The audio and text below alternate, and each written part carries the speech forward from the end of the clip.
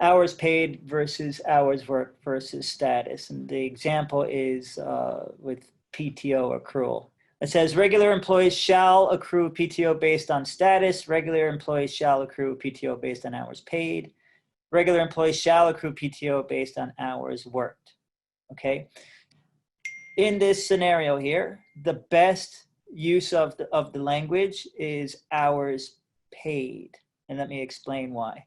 Because hours paid, right, would mean, yes, that you were going to accrue PTO for all your scheduled hours, but you would also accrue PTO for any overtime you did or for any additional hours you picked up, right? So you're always going to be accruing PTO. That's very important to get.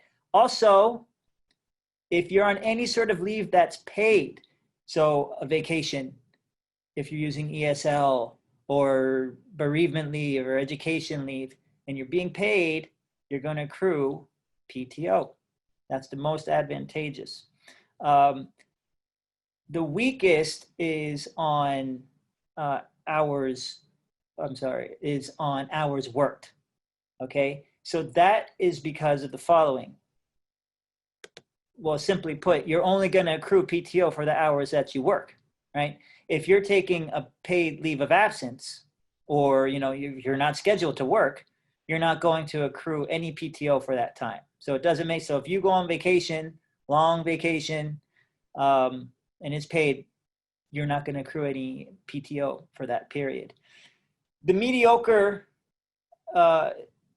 language use here is based on status. So in this scenario, you're only going to accrue, it will always benefit a full-time employee over a part-time employee, because a full-time employee is always going to accrue the highest rate, right? Because they're always going to be scheduled, 40 hours a week or 80 hours in a pay period.